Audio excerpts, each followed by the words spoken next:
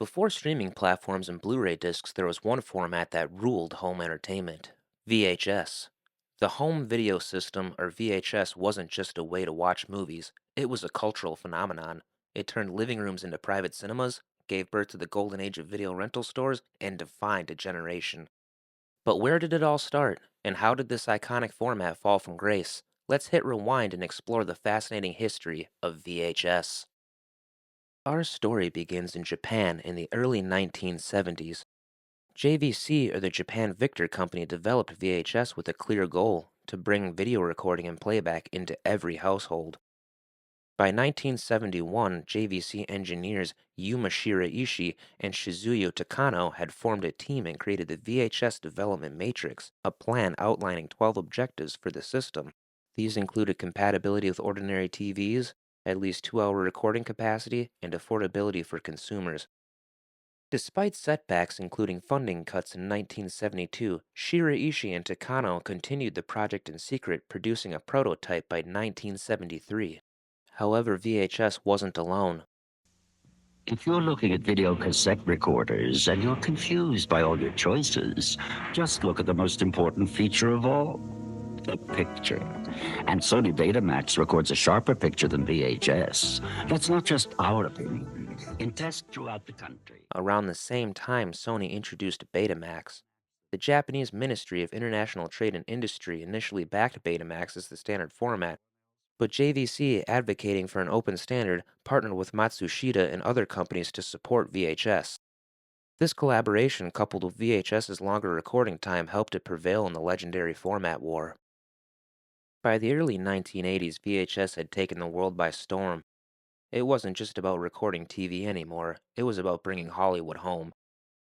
Studios began releasing blockbuster hits on VHS, making movies like E.T., Back to the Future, and The Lion King household staples. But VHS didn't just change how we watched movies, it transformed how we found them. The rise of video rental stores like Blockbuster, Hollywood Video, and countless local shops became a cornerstone of the 80s and 90s culture.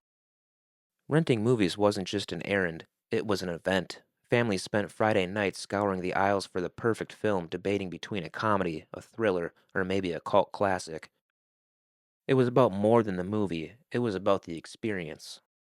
And let's not forget the snacks. No movie night was complete without popcorn or a bag of candy from the rental store's checkout counter. The whole process turned movie watching into a ritual. Even as VHS thrived, other formats tried to take its crown.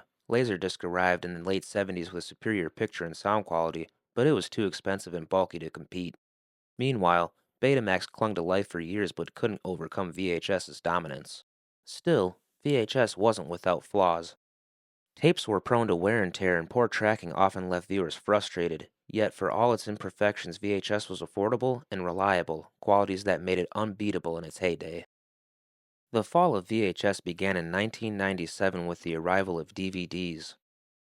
Offering sharper visuals, no rewinding, and bonus features, DVDs quickly outshined their analog predecessor. By the early 2000s, stores started replacing VHS sections with DVD racks, signaling the format's decline. Another blow came with the rise of mail-order DVD services like Netflix, which eliminated late fees and brought convenience to consumers' doors. Streaming services soon followed, changing the game entirely. In 2006, A History of Violence became the last major Hollywood film released on VHS, a quiet end to a loud era. Today, VHS remains a beloved relic of a simpler time. Collectors treasure rare tapes, and the aesthetics of VHS, grainy playback and retro packaging, continue to inspire filmmakers, artists, and nostalgic fans to the point where it's becoming something of a cult icon. And while rental stores have mostly disappeared, their cultural impact lingers. The act of browsing shelves, picking a movie, and sharing it with friends is something digital platforms can never replicate.